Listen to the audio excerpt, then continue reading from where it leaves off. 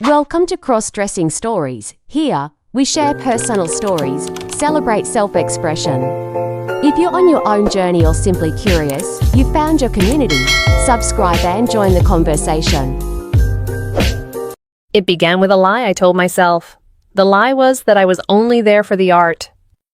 I was 20 years old, a student of graphic design, and my entire life was a study in shades of gray.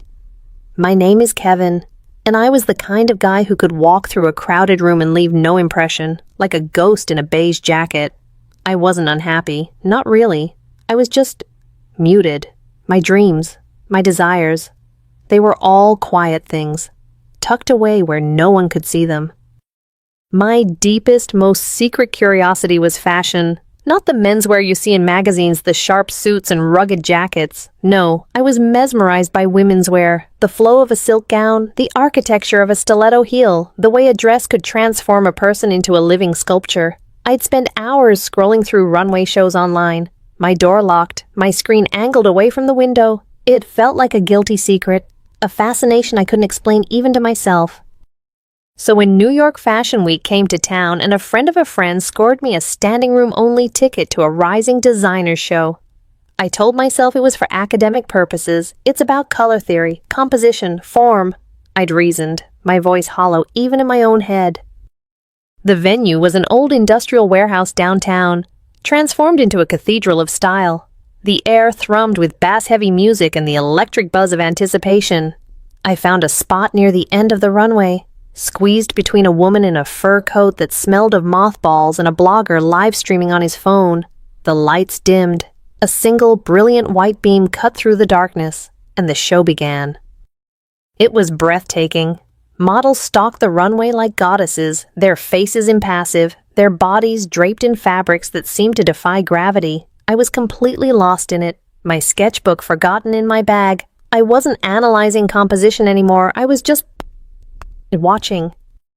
The final model was the showstopper. Her name, I'd learn later, was Mira. She was impossibly tall, with raven black hair and eyes that seemed to absorb the light. She wore the finale piece, a gown made of thousands of tiny, iridescent sequins that shimmered like a hummingbird's wing, shifting from emerald to sapphire to amethyst with her every move. She was less a person and more a celestial event. She reached the end of the catwalk. Just feet from where I stood, she paused, turned, and in that precise moment, it happened. The heel of her shoe, a dizzying silver spike, caught on a seam in the runway. Her ankle twisted. Time seemed to stretch and warp. There was a collective gasp from the crowd as her perfect, statuesque form faltered. She stumbled forward, arms flailing for balance, her trajectory aimed directly at me. I had no time to move. One moment she was a vision on the stage. The next, she was a tangle of limbs and shimmering fabric, crashing into me. Her shoulder slammed into my chest, knocking the wind out of me. We went down in a heap, my back hitting the hard concrete floor. For a second, there was only chaos, shouts, flashing cameras, security guards rushing forward, but all I could feel was a strange, tingling warmth spreading from where her sequin dress pressed against my skin. It wasn't a static shock, it was deeper, like sunlight pouring directly into my veins.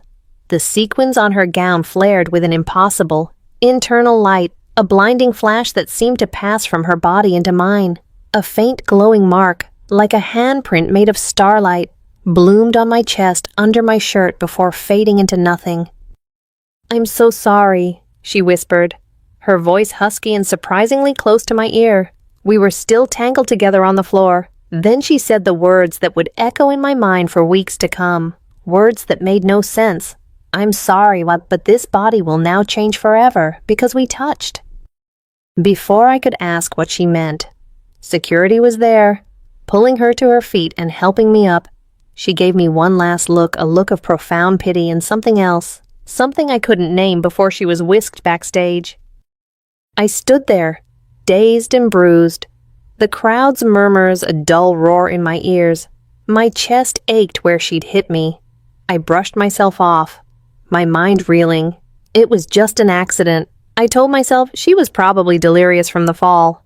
People say weird things when they're in shock. But as I stumbled out of the warehouse and into the cool night air, I ran a hand over my jaw and stopped dead. My usual faint stubble, the sandpaper roughness that greeted me every afternoon, was gone. My skin was smooth, not just shaved smooth, but impossibly soft, like polished marble. I rushed to the reflective surface of a darkened storefront window. My face looked different. The angles seemed softer, the lines of my jaw less severe. My hair, usually a short, unruly brown mop, seemed to have grown. It was now long enough to brush against my collar, and it held a sheen it never had before. "No," I whispered, my breath fogging the glass. "No, this can't be happening. It's the light. It's just the shock."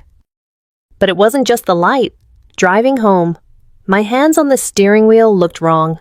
They were still my hands, but they were more slender, the knuckles less prominent, the nails looking cleaner, healthier, almost buffed. Panic, cold and sharp, began to prickle at the edges of my forced calm. I tried to reason it away. Adrenaline does strange things to the body. Perception is unreliable, but I couldn't shake the feeling that something fundamental had been rewritten inside me. The strange tingling in my chest had subsided, but it left behind a low, humming vibration, like a tuning fork struck deep within my bones. That night, I didn't sleep. I stood in front of my bathroom mirror for hours, cataloging the subtle shifts. My skin wasn't just smoother, it looked clearer, the pores finer. The faint acne scars on my temples had vanished. My eyebrows had a more defined, graceful arch. The changes were small, almost unnoticeable on their own, but together they created a portrait of someone who was almost, but not quite, me. It was my face, but a version of it that had been filtered through a dream, and as I stared into my own terrified eyes, I knew, with a certainty that defied all logic, that this was only the beginning. The model's bizarre, whispered prophecy wasn't the babbling of a shocked mind, it was a promise, or a threat. The next few days were a waking nightmare of denial and morbid curiosity. Every morning, I'd leap out of bed and rush to the mirror, half expecting, half dreading to find the changes had reversed themselves. They never did. If anything, they became more pronounced. My shoulders seemed to narrow slightly, my waist tapering in a way that made my t-shirts hang oddly. My body hair, which had always been thick, was now finer and sparser.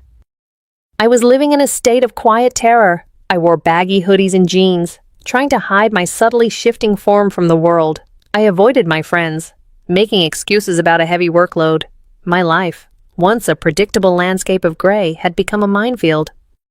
Then, on the third day after the incident, things escalated from subtly strange to overtly impossible. I came home from a class I'd barely paid attention to, my mind a frantic buzz of unanswerable questions. I tossed my keys on the counter and walked into my bedroom. And immediately, I knew something was different. The air smelled faintly of lavender and something else, something new. Lying on my neatly made bed, laid out as if on display, were clothes, women's clothes. It wasn't a large collection, just a few items. There was a simple knee-length dress in a deep navy blue made of a soft, jersey-like material. Beside it was a pair of black, opaque tights and a pair of low, block-heeled shoes. And underneath it all, folded with impossible precision, was a set of delicate lingerie, a simple lace bra, and matching panties in a soft cream color. My heart hammered against my ribs. My first thought was that someone had broken in. A prank, a cruel, elaborate joke. I checked the locks on my apartment door. They were secure. The windows were latched. There was no rational explanation. It was as if they had materialized out of thin air. I stood there for a long time, just staring at them. The clothes were an invitation and a dare. A part of my brain, the logical part, screamed at me to throw them in the trash, to pretend I'd never seen them. This was insane. This was a violation. But another part of me, the quiet, hidden part that had spent years secretly admiring dresses on a computer screen, was paralyzed with a terrifying, magnetic curiosity. My hands trembled as I reached out and touched the fabric of the dress. It was unbelievably soft, cool against my fingertips. "Just for a minute," I whispered to the empty room, my voice hoarse. "No one will know. Just to see." It was a lie, and I knew it. This wasn't just seeing. This was answering a question I didn't even know I had been asking. With shaking fingers, I undressed, dropping my hoodie and jeans into a heap on the floor. I felt exposed, vulnerable, standing in my boxers in the middle of my own room. The lingerie was the first hurdle. My mind recoiled. This was too far, but my body, acting on some strange impulse, moved on its own. I picked up the panties. The fabric was silk and lace, a world away from the plain cotton I was used to. Pulling them on felt alien. The material was light, almost non-existent against my skin, and the fit was confusing. The bra was even more baffling. I fumbled with the clasp at the back, my fingers clumsy and thick. After several frustrating attempts, I finally managed to hook it, the band tight against my ribs. The empty cups felt ridiculous, a hollow mockery against my flat chest. I felt a hot flush of shame creep up my neck. What was I doing? I almost stopped then, but the navy dress was still there, waiting. I pulled it over my head. The fabric slid down my body, and a shudder ran through me. It wasn't the revulsion I expected. It was a sensation, pure and simple. The soft jersey clung to my torso, outlining the subtle changes that had been occurring. It felt right, terrifyingly, exhilaratingly right. The moment the dress settled over my frame, that now familiar tingling sensation ignited within me. But this time it was 100 times stronger. It was a warm, liquid fire that started in my chest and spread through my entire body. I gasped, bracing my hands against my dresser as a wave of dizziness washed over me. I felt a strange pressure in my chest, a dull ache that was both alarming and strangely pleasant. When I dared to look down, I saw that the cups of the bra were no longer empty. They were filled out, just slightly, by a new softness, a subtle swell that hadn't been there a moment before. My waist seemed to cinch inward, the dress hugging a curve that was suddenly more defined. The bones of my hips felt like they were shifting, widening by a fraction of an inch, making the dress drape more naturally. I stumbled back, my breath catching in my throat. I looked at myself in the full-length mirror on my closet door, and the person staring back was a stranger. It was still me, my eyes, my nose, but the frame was different, softer. The dress didn't look like a costume anymore. It looked like it belonged. My legs felt unsteady. I sat on the edge of the bed and pulled on the tights. The nylon whispered against my skin. Another new, electrifying sensation. They smoothed everything out, making my legs look longer, more streamlined. Finally, the shoes. They were simple black pumps with a low, thick heel. Getting my feet into them was a struggle, but once they were on, they forced me to stand differently. My weight shifted forward, my back straightened, and my posture changed from my usual slouch to something more poised and upright. I stood up, wobbling precariously. I took a tentative step, then another. It felt like learning to walk all over again. My gait was awkward, a clumsy shuffle. But as I took a few more steps back and forth across my small bedroom, a strange rhythm began to emerge. My hips swayed slightly to counterbalance the heels. The movement felt unnatural, yet my body seemed to understand it on some primal level. I stood in front of the mirror again, my heart a frantic drum against my ribs. The initial shock was fading, replaced by a complex storm of emotions. There was fear, deep and profound. There was shame, a voice in my head screaming that this was wrong, deviant, sick. But underneath it all, simmering just below the surface, was a tiny, brilliant spark of something else. Excitement. The boy in the mirror was gone, replaced by this strange, androgynous figure in a navy blue dress. The sight was jarring, but it also held a strange, illicit thrill. For the first time in my life, I wasn't invisible, even if it was only to myself. I was seeing someone I'd never seen before, someone interesting. I didn't know how long I stood there, turning this way and that, watching how the fabric moved with me, feeling the unfamiliar weight and shape of the clothes, of my own changing body. It felt like hours. The initial awkwardness began to melt away, replaced by a hesitant grace. The shame still gnawed at me, but the excitement was growing, a dangerous, beautiful flower blooming in the ruins of my old self. I knew, with chilling certainty, that this was a point of no return. I had crossed a line, and the path back to the comfortable gray of my old life was already disappearing behind me. I spent the next 2 days in a self-imposed prison, torn between a desperate need to put the clothes on again and a visceral fear of what would happen if I did. The dress and its companions lay folded in my bottom drawer, a silent, powerful presence in the room. I could feel them, even when I wasn't looking. My body ached with a strange, low-level thrum, a feeling of being incomplete, like a song paused mid-verse. On the third night, I couldn't fight it anymore. The need was a physical craving, an itch under my skin. I pulled the clothes out, my hands trembling, and dressed with a feverish haste. The moment the fabric settled on my skin, the transformation surged again. My chest swelled a little more, my waist cinched tighter. The changes were becoming undeniable, impossible to hide under a hoodie. I was standing in front of the mirror, my hands tracing the new soft curve of my hip, when a sharp knock echoed from my apartment door. I froze, my blood turning to ice, my mind raced. Who could it be? A friend, a neighbor? I was paralyzed. I was wearing a dress. My body was wrong. The knock came again, louder this time, more insistent. "Kevin, I know you're in there. Please, we need to talk. It's Mira." Mira, the model from the fashion show. My heart seized. How did she find me? What did she want? 1,000 panicked thoughts crashed through my head. I couldn't let her see me like this. But what choice did I have? Taking a deep, shuddering breath, I grabbed my discarded hoodie from the floor and threw it on over the dress. It was a pathetic disguise. The hem of the navy fabric peeked out at the bottom, and the shape of my body was still subtly wrong. I stumbled to the door, my feet still clumsy in the low heels. I opened the door crack and peered out. It was her, in person, without the stage lights and dramatic makeup. She looked younger, more human. She was dressed simply in jeans and a leather jacket, but she still radiated an aura of impossible glamour. Her dark eyes widened slightly as she saw me, taking in my disheveled appearance. "Can we talk?" she asked, her voice soft but firm. "It's important." Numbly, I stepped aside and let her in.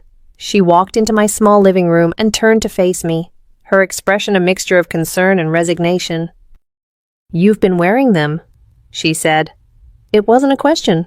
Her eyes flickered down to the hem of the dress visible beneath my hoodie. "How did you find me?" I choked out, my voice barely a whisper.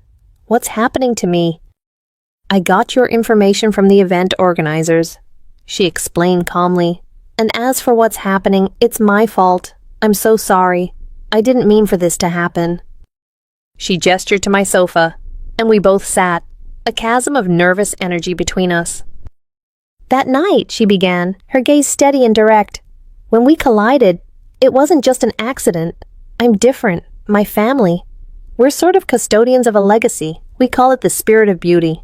It's not magic, not exactly. It's more like a living energy, a force of transformation. It flows through the women in my family, allowing us to embody different forms of beauty. It's why we're good at what we do." I stared at her, my mind refusing to process the words. Spirit of beauty transformation. It sounded like something out of a fantasy novel. "Normally, it's contained," she continued, "but the gown I was wearing, the starlight cascade, and was designed to amplify it. When I fell, the energy surged, and when I touched you, a piece of it transferred. It imprinted on you." "Imprinted?" I echoed, the word feeling alien in my mouth. "It found a resonance in you," she said, her eyes searching my face. "A desire, a curiosity, however deeply buried. The spirit doesn't act on its own. It only nurtures what's already there. Your quiet dream of experiencing womanhood, it gave the energy a seed to grow." My face burned with shame. She knew, somehow, this impossible woman knew my most secret, pathetic fantasy. "The clothes," I whispered, gesturing towards my bedroom. "Did you?" She nodded. "The spirit is drawn to its own expression. It creates the tools it needs for the transformation. They materialize for you because you needed them. Wearing them accelerates the process. It guides the energy." I shook my head, a wave of despair washing over me. I wanted to stop. "Can you take it back, reverse it?" Mira's expression softened with pity. "I can't," she said gently. Once the transfer begins, it can't be reversed. The process has started, Kevin, and right now you're in the most dangerous phase. Dangerous? If you stop now, she said, her voice dropping to a serious tone, if you fight it and try to suppress the energy, your body will be caught in the middle. You'll be trapped in an in-between state, neither male nor female. The constant conflict inside you, it's agonizing. It can tear a person apart, physically and mentally. The room tilted. The air grew thick. I was trapped. There was no way back. So what do? I asked, my voice cracking. What happens now? You have to complete the process, she said simply. You have to see it through to the end. You have to embrace it. Embrace it, I laughed, a short hysterical bark. Embrace becoming a woman? This isn't me. I'm a guy. I was just curious, that's all. Were you? She asked softly. Kevin, the spirit of beauty doesn't make mistakes. It chose you for a reason. But right now, that doesn't matter. What matters is survival. I am going to help you. I have to. It's my responsibility. And so began the strangest apprenticeship in history. Mira became my reluctant, otherworldly mentor. She started coming over every other day, guiding me through the terrifying, bewildering process of becoming someone else. If you're going to do this, she said on her next visit, holding up a makeup bag, you need to learn how to present yourself. The transformation is internal, but the world only sees the outside. We start with the face. She sat me down in front of the mirror and began my first lesson. The feeling of her cool fingers on my skin was startling. She showed me how to apply foundation, the damp sponge stippling the liquid across my face, erasing the last vestiges of my male identity. The sensation was bizarre. It felt like I was putting on a mask. Yet the face that emerged looked more me than the one I'd started with. She taught me about mascara, the delicate wand brushing against my lashes, making my eyes look larger, more expressive. She painted a neutral, glossy color on my lips. The feeling of the lipstick was slick and foreign. Look, she said, turning my chair back to the mirror. I gasped. The person looking back was an ethereal stranger. The makeup didn't look clownish or fake. It looked natural. It enhanced the feminine qualities that had been emerging in my face, softening what was left of the masculine angles. My eyes, framed by dark lashes, were the focal point. They were my eyes, but they held a new depth, a new vulnerability. I couldn't finish the sentence. You look beautiful, Mira finished for me, her voice matter-of-fact. A hot, confusing wave of pleasure washed over me, immediately followed by a cold spike of shame. A man shouldn't want to be called beautiful, but I did, in that moment. I wanted it more than anything. Our lessons expanded. She brought more clothes, casual outfits like skinny jeans and soft sweaters that hugged my new form. A stunning cocktail dress in emerald green silk, even a full-length evening gown that shimmered like liquid silver. Each time I put on a new outfit, the energy would surge, sculpting my body further. My voice began to change, the pitch rising, the timbre losing its masculine roughness. My hands and feet seemed to shrink, becoming more slender and delicate. It was a period of intense conflict. Every step forward into this new identity felt like a betrayal of my old one. I mourned the boy I was losing, the simple gray life I had taken for granted. And yet with every lesson, with every glance in the mirror, the spark of excitement grew. The thrill of seeing this new person emerge, this graceful, beautiful stranger who was somehow also me, was becoming an addiction. My heart would pound in my chest, a frantic rhythm of fear and exhilaration. Every time I saw my reflection, this wasn't just a transformation, it was a revelation. The next few weeks were a blur of secret lessons and startling changes. My apartment became a cocoon, a safe space where the metamorphosis could continue. Hidden from the outside world, Mira was a patient, if sometimes enigmatic, teacher. She taught me not just how to look like a woman, but how to be one in a world that would scrutinize my every move. We worked on walking. It's not about wiggling your hips, she'd say, demonstrating in my small living room. It's about your center of gravity. Walk heel to toe. Let your arms swing naturally. Don't force it. Let the shoes guide you.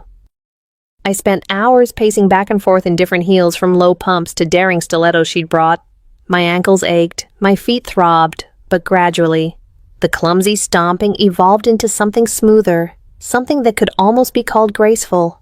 I learned the subtle shift in posture, the way to carry my shoulders, the gentle sway that came not from affectation but from balance. We worked on talking. My voice was the most disorienting change. It had settled into a soft, clear alto, a voice that was completely alien to my ears. When I answered the phone, I was invariably called ma'am. "Your pitch is fine," Mira coached, "but it's about inflection. End your sentences with a slight upward tilt sometimes. Soften your consonants. Listen to how women speak to each other." We watched movies, and she'd have me repeat lines of dialogue from the female leads. It felt absurd, like a bizarre acting exercise, but I slowly learned the melody and rhythm of feminine speech. The most intimate and terrifying lessons were about deportment. How to sit in a skirt without being indecent. How to get in and out of a car gracefully. The small unconscious gestures that separated men and women in society's eyes. "It's all a performance, Kevin," she told me one afternoon as I struggled to cross my legs elegantly while sitting on the sofa. "Everyone is playing a role. You're just learning a new script." With each passing day, Kevin felt less like a name and more like a costume I used to wear. The body in the mirror was no longer a stranger. It was becoming my new reality. My hair had grown past my shoulders, a cascade of soft brown waves. My figure was undeniably female, with gentle curves at the chest and hips, and a waist that tapered elegantly. The last traces of masculine angularity had melted away, leaving behind a delicate, almost elfin facial structure. I had avoided going out, terrified of being seen, but Mira knew I couldn't hide forever. "The transformation is slowing down," she announced one day, studying me with a critical eye. "Your body is nearly settled, but the energy needs a catalyst to complete the process. It needs to be acknowledged. You need to step into the role. For real." "What does that mean?" I asked, my stomach twisting with anxiety. "It means we're going out," she said, a determined glint in her eye. "There's an open call for a small, independent runway show tomorrow. It's a cattle call, dozens of new faces. You'll be anonymous. It's the perfect place to test yourself."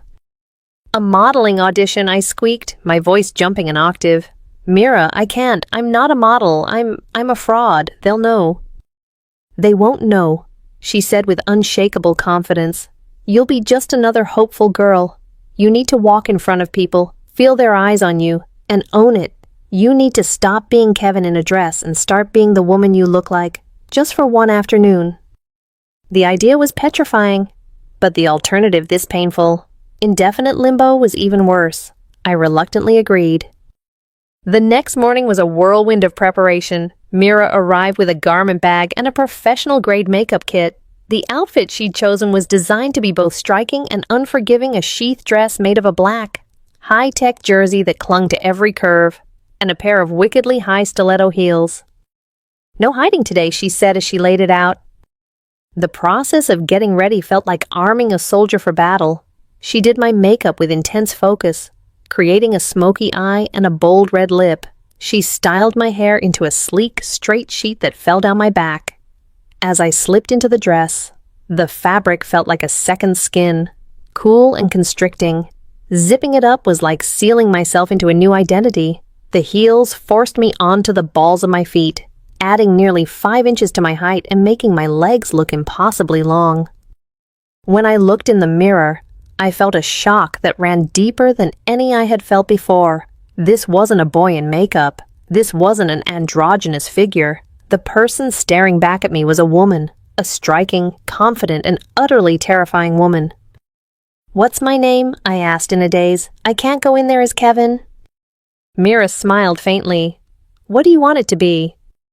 The name came to me unbidden, a whisper from the back of my mind. "Caitlin," I said.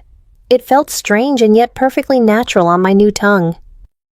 "All right, Caitlin," Mira said, handing me my clutch. "Let's go." The taxi ride downtown was agony. Every bump in the road felt like a tremor in my soul. I was convinced everyone was staring at me, that my secret was written all over my face. But when I dared to peek at the people in the cars next to us, they just glanced over, their eyes showing only casual, fleeting interest. To them, I was just a woman in a taxi. The anonymity was both a relief and a profound disorientation.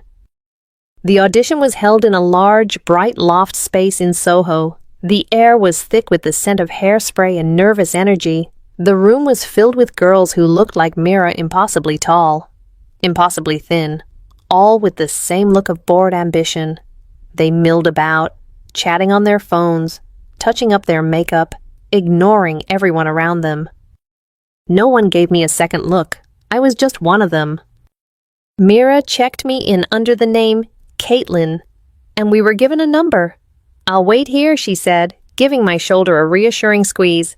"Just remember what we practiced. Head up, shoulders back, walk. That's all there is to it." My heart felt like it was going to beat its way out of my chest. I watched as girl after girl was called, strutting down a makeshift runway for a panel of 3 stern-faced judges sitting at a long table. Most were dismissed with a curt "thank you."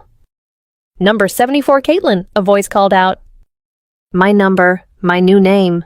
My legs felt like they were made of lead as I walked to the starting point. The world narrowed to the polished white floor in front of me. I could feel dozens of eyes on me, the judges, the other models, the assistants. I took a deep breath, and I walked. I put one foot in front of the other, just as Mira had taught me, heel, toe, heel, toe. The click-clack of my stilettos on the floor was the only sound in my universe. The lights were blinding. I couldn't see the judges' faces clearly, just their silhouettes. I kept my expression neutral, my gaze fixed on the wall at the far end of the room. I reached the end, paused for a beat, turned, and walked back. The entire thing took less than 30 seconds, but it felt like a lifetime. When I reached the starting point again, I stood there, my body trembling slightly, waiting for the inevitable thank you. One of the judges, a woman with a severe black bob, leaned forward and spoke to the man next to her. Then he looked up at me. "Walk for us again," he said, "but this time, a little slower. Let us see the clothes move." A murmur went through the other girls waiting in line.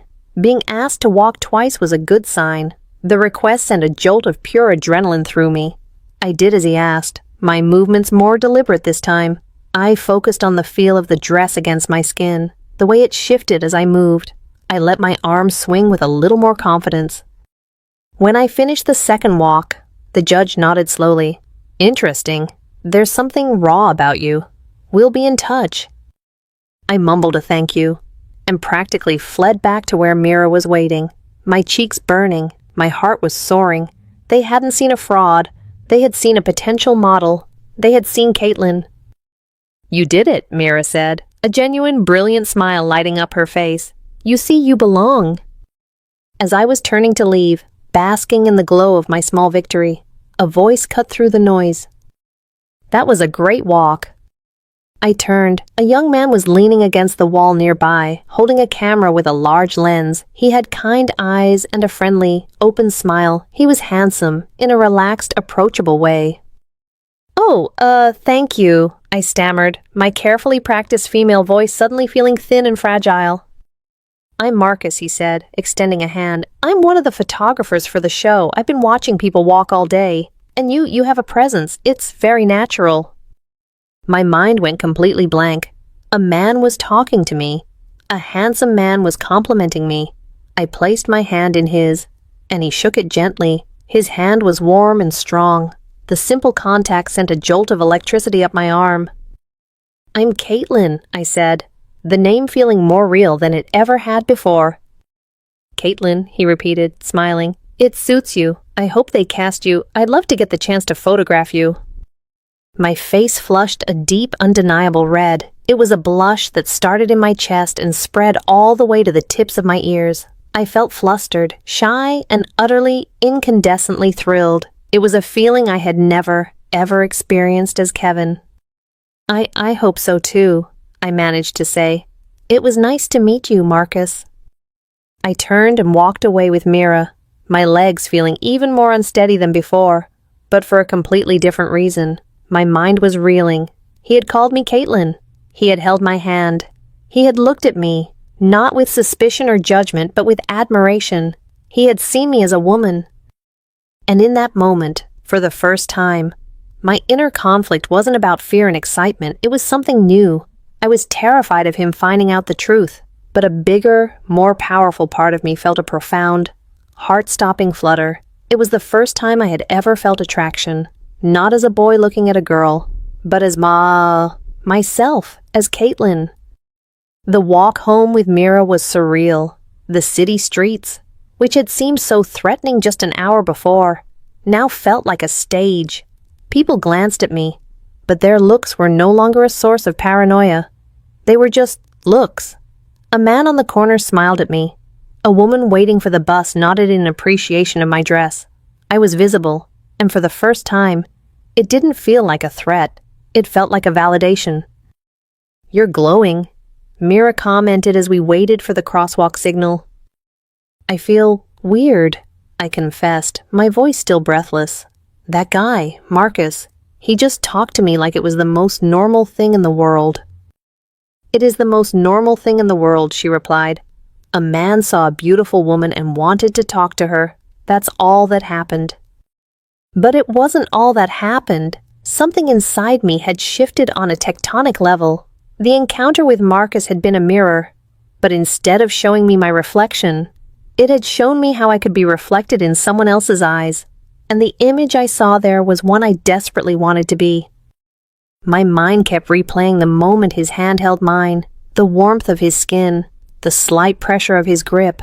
My own hand had felt so small and delicate in his. It was a sensation that had nothing to do with the physical transformation. It was purely emotional. It was the feeling of being seen, of being desired, of being feminine. The next few days were a strange mix of euphoria and anxiety. I got an email from the casting agency. I had been booked for the show. The news should have terrified me, but instead, it sent another wave of exhilaration through me. It was real. Caitlin was real. I tried to push the thought of Marcus out of my head, telling myself it was a fluke, a one-off encounter, but his easy smile and kind eyes were imprinted on my memory.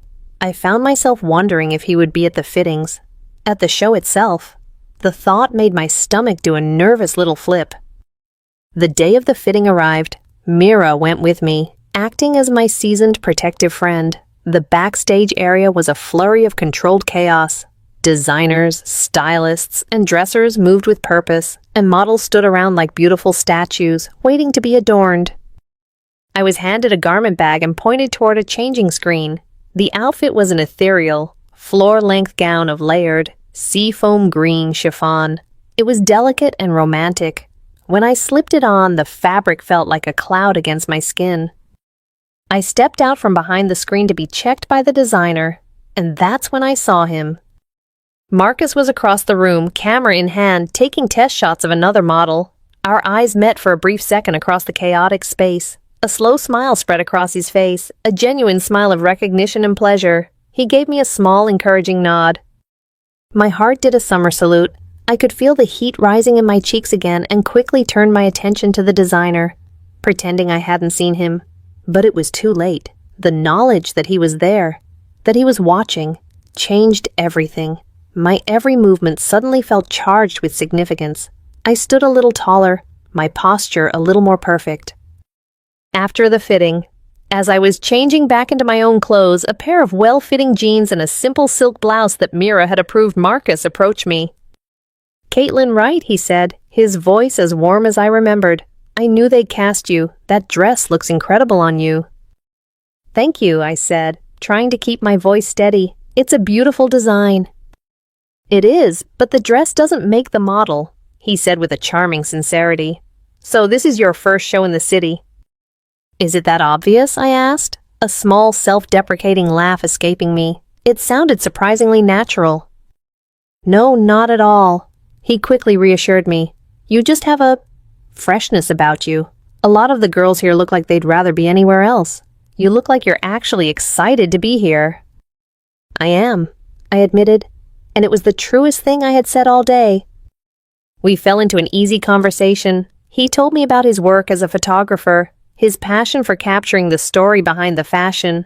I found myself opening up, telling him a carefully edited version of my life that I was a student, new to the city, just dipping my toes into the world of modeling. Every sentence felt like a tightrope walk over a canyon of lies. But he made it feel effortless. He listened with genuine interest, his eyes never leaving my face. There was a moment when he leaned against a rack of clothes, his arm brushing against mine. The contact was fleeting, accidental, but it sent that same electric shock through my system. I found myself hyper-aware of his proximity, the faint, clean scent of his cologne, the way his t-shirt stretched across his shoulders. These were feelings Kevin had never had. Kevin had observed the world from a distance. Caitlin was in it, feeling everything with a raw, terrifying intensity. "Well," he said eventually, glancing at his watch, "I have to run, but maybe I could take you out for coffee sometime. After the show is over, I'd love to hear more about your story." The question hung in the air between us. A date. He was asking me on a date. Panic and elation warred within me. The safe, correct answer was no. Getting involved with anyone was an impossible risk. Every moment spent with him would be a lie, a performance that could collapse at any second. If he ever found out the truth, the humiliation, the rejection, it was unthinkable. But as I looked at his hopeful, open face, the word no died on my lips. This feeling, this dizzying, heart-pounding thrill was the most real thing I had felt in my entire life. It was more real than my fear, more real than my confusion. It was a powerful, undeniable current, and it was pulling me forward. "I'd like that," I heard myself say, the words coming out in a soft, steady voice that sounded like it belonged to someone else, someone far braver than I was. His smile widened, crinkling the corners of his eyes. "Great. Can I get your number?" My mind went into overdrive. My phone was still registered under my old name. I couldn't give him that. I just got a new phone," I lied, thinking fast. "I don't even know the number yet. Can I take yours?" "Smooth," he laughed, not unkindly. He pulled out a pen and wrote his number on a slip of paper. "Text me after the show. We'll set something up." He gave me one last smile and then walked away, leaving me standing there with a small piece of paper in my trembling hand that felt like it weighed 1,000 pounds. Mira appeared at my side as if from nowhere. "You're playing with fire," she whispered. Though her expression wasn't disapproving, it was curious. "I know," I breathed, my eyes still fixed on the spot where he had been standing. "But I think I want to get burned." That night, I lay in bed, unable to sleep. The physical transformation of my body was almost complete. I was, for all intents and purposes, a woman, but the psychological transformation, the one that truly mattered, was happening now. It wasn't about the clothes or the makeup or the sway of my hips. It was about the blush that rose in my cheeks when Marcus smiled. It was about the frantic, joyful leap of my heart when he asked for my number. I was falling, not just into a new life, but into feelings I had never thought possible. And for the first time, the identity of Caitlin didn't feel like a role I was playing. It felt like the person I was becoming. The fear of being discovered was still there, a cold knot in the pit of my stomach, but it was being overshadowed by a new, more powerful fear, the fear of letting this incredible, terrifying, beautiful feeling slip away. The day of the runway show was the culmination of everything. It was the final exam for the life I had been secretly studying. The backstage area was an explosion of sensory overload, the roar of hairdryers, the frantic commands of the show director, the shimmering racks of clothes, the models who were now my peers. I was surprisingly calm. The fitting and the interactions with Marcus had given me a fragile new confidence. I moved through the chaos with a sense of purpose. When it was my turn in the makeup chair, I didn't feel like a boy being disguised. I felt like Caitlin, preparing for work. My moment on the runway was a fugue state. The music was deafening, the lights were blinding. I walked with a strength and purpose I didn't know I possessed. The seafoam green chiffon dress floated around me like a dream. For those 90 seconds on the catwalk, I wasn't Kevin, the shy design student. I was a vision, an ideal, a creation of light and fabric. And as the flashbulbs popped, I saw Marcus in the photographer's pit, his camera aimed directly at me. Our eyes met for a fraction of a second, and in that moment, the entire world fell away. There was only the lens, his eye behind it, and me. After the show, The adrenaline gave way to a profound, bone-deep exhaustion. Mira found me amidst the post-show celebration. "You were magnificent," she said, her voice filled with a pride that startled me. "You didn't just walk, you performed."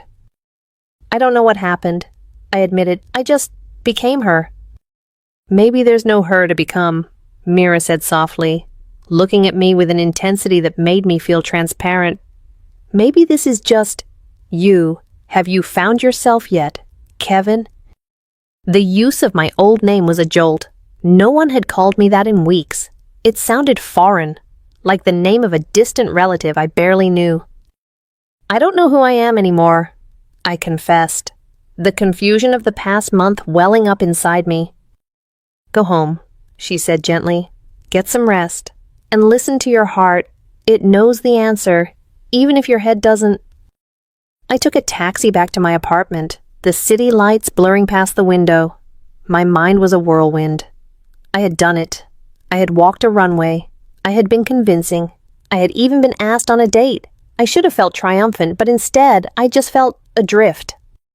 I walked into my apartment and went straight to the bathroom, shedding the glamorous identity of the runway along with my clothes. I scrubbed the makeup from my face, washing away the smoky eyeshadow and the red lipstick. I stood in front of the full-length mirror, naked, water dripping from my hair onto my shoulders, and I looked, really looked. The transformation was complete.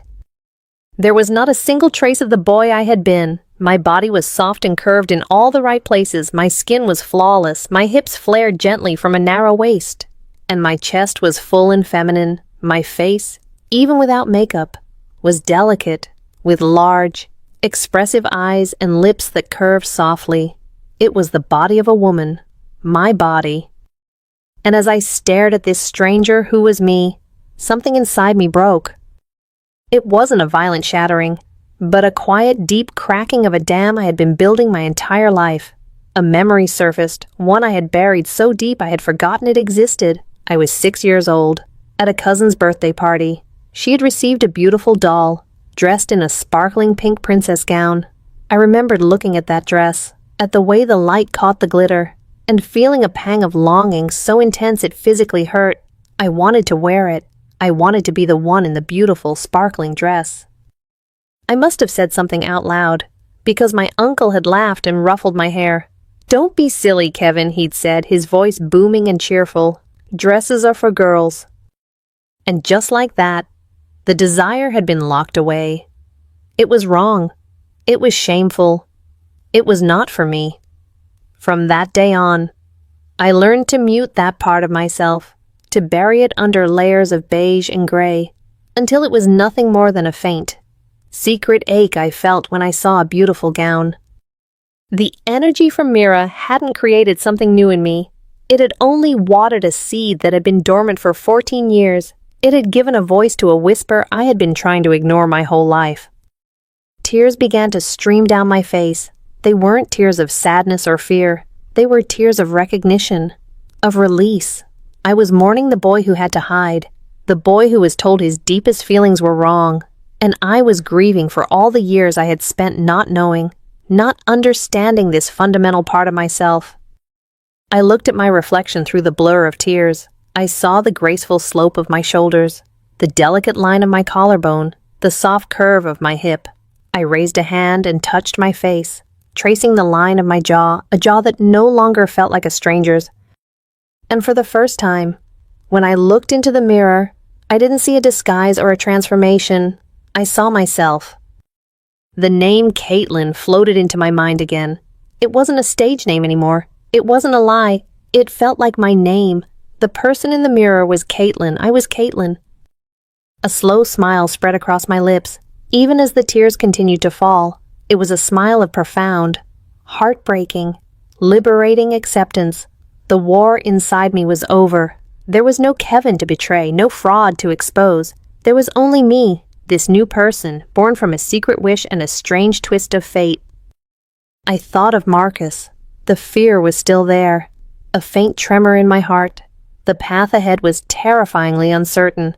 Telling him the truth one day would be the hardest thing I'd ever have to do. But the thought of not taking that chance, of hiding away now that I had finally found myself, was infinitely worse. I walked out of the bathroom, my body feeling light and new. I picked up my phone, my fingers steady. I found the slip of paper with Marcus's number on it. With a deep breath, I began to type. "Hi Marcus, it's Caitlin from the show. I'd love to get that coffee." As I hit send, I felt the last piece of the puzzle click into place. The journey had been strange, magical, and terrifying, but it had led me here. It had led me home. The reply came almost instantly, a simple buzz from the phone on my nightstand that made my heart leap. "Marcus, Caitlin, I was hoping you'd text. How about tomorrow afternoon? There's a great little cafe in the West Village, 3 p.m. My fingers hovered over the keyboard. It was happening. This was real. Me 3 p.m. sounds perfect. I put the phone down, my mind racing. A date. My first date. My first date as me. The thought was equal parts thrilling and nauseating. What would I wear? What would we talk about? What if I said something wrong, did something that gave me away? I pushed the panic down. Mira's voice echoed in my head, "You belong." I had to believe it. The next day passed in a dreamlike haze. I spent the morning in a state of nervous preparation that felt like a sacred ritual. This time, it wasn't about creating a disguise. It was about expressing myself. I stood in front of my closet, which was now a colorful mix of Kevin's old, baggy clothes and Caitlin's new, curated wardrobe. I pushed the drab hoodies and worn-out jeans to the back without a second thought. I chose my outfit with care, not a dramatic dress like the ones for the auditions, but something softer, more approachable. I settled on a high-waisted A-line skirt in a floral print of muted blues and greens, paired with a simple cream-colored cashmere sweater that was soft to the touch. It felt elegant but relaxed. I chose a pair of comfortable but stylish brown leather ankle boots with a modest heel high enough to give me that graceful posture, but low enough that I wouldn't have to worry about stumbling. The process of getting ready was no longer a fumbling, alien experience. My hands moved with a newfound confidence. I applied my makeup with a lighter touch than Mira had used, just a bit of foundation to even my skin tone, a soft blush to give my cheeks a natural flush, a coat of mascara to define my eyes, and a sheer, rose-tinted lip gloss. I let my hair fall in its natural waves over my shoulders. When I looked in the mirror, I saw Caitlin. Not a model, not a performance, just Caitlin. A young woman getting ready for a coffee date, and she looked happy. She looked hopeful. I arrived at the cafe a few minutes early, my nerves fluttering. It was a cozy place, with exposed brick walls and the rich aroma of coffee and baked goods. I saw him sitting at a small table near the window, bathed in the soft afternoon light. He was looking at his phone, a small smile on his face.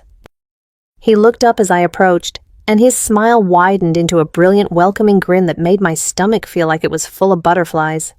"Hey," he said, standing up to greet me. "You look amazing." "Hi," I breathed, my own smile feeling more natural than it ever had before. "You found a great spot." The conversation was as easy and effortless as it had been at the fitting. He was warm, funny, and genuinely interested in what I had to say. He asked about my design studies, and I found myself talking passionately about color theory and form, my old interest finding a new voice. He told me more about his photography, how he preferred candid, emotional shots to sterile, posed fashion spreads. "That's why I noticed you at the audition," he explained, leaning forward. "Everyone else had this hard, practiced model face, but there was something else there, a vulnerability. A story, that's what's interesting." His words hit me with the force of a physical blow. Vulnerability, a story. He had seen past the facade, past the performance, and glimpsed the terrified, hopeful person underneath. He saw it not as a weakness or a flaw, but as something beautiful. I felt a powerful urge to tell him everything, to pour out the whole impossible, insane story of the fashion show, the collision, the magical transformation. To confess that the story he saw was one of a boy who had become a girl and was now sitting across from him, falling for him with every passing minute. But I couldn't. The fear was too great. The risk was too high. Not yet. So I just smiled and said, "I guess I'm still new to all of this. I haven't learned how to build the walls yet." "Good," he said softly, his eyes holding mine. "Don't." After coffee, we walked through the winding streets of the West Village. The autumn air was crisp, and golden leaves crunched under our boots. At one point, as we were navigating a crowded sidewalk, he casually reached out and took my hand, lacing his fingers through mine. The gesture was so simple, so natural, and yet it sent a bolt of lightning through me. His hand was warm and strong, engulfing mine. It felt like an anchor in the swirling chaos of my new life. It felt right. I didn't pull away. I held on tighter, my heart pounding a steady, joyful rhythm against my ribs. We walked in comfortable silence for a while, just two people holding hands on a beautiful autumn day. To anyone who saw us, we were just a young couple. The thought was staggering. A month ago, I was Kevin, a ghost in a beige jacket. Now, I was Caitlin, holding hands with a handsome photographer, feeling more myself than I ever had in my entire life. He walked me to the subway station, and as we stood at the entrance, the roar of the trains below us, he turned to face me. "I had a really great time today, Caitlin," he said, his expression sincere. "Me too," I said, my voice barely above a whisper. He hesitated for a second, his eyes searching my face. Then, he leaned in and gently kissed my cheek. His lips were soft, and the faint roughness of his stubble sent a shiver down my spine. The kiss was brief, chaste, and it completely undid me. "I'll call you," he said, giving my hand one last squeeze before letting go. I nodded, unable to speak, and watched him walk away. I brought my fingers up to the spot on my cheek where he had kissed me. The skin tingled. I floated down the subway steps and onto the train, a dazed, foolish smile plastered on my face. I leaned my head against the cool glass of the window, watching the dark tunnels rush by. The journey was far from over. There were still so many questions, so many fears. My old life, my family, my friends. I didn't know how I would ever explain this to them. And Marcus, the truth stood between us like a great invisible wall. But for the first time, the future didn't feel like a terrifying void. It felt like a possibility, an adventure.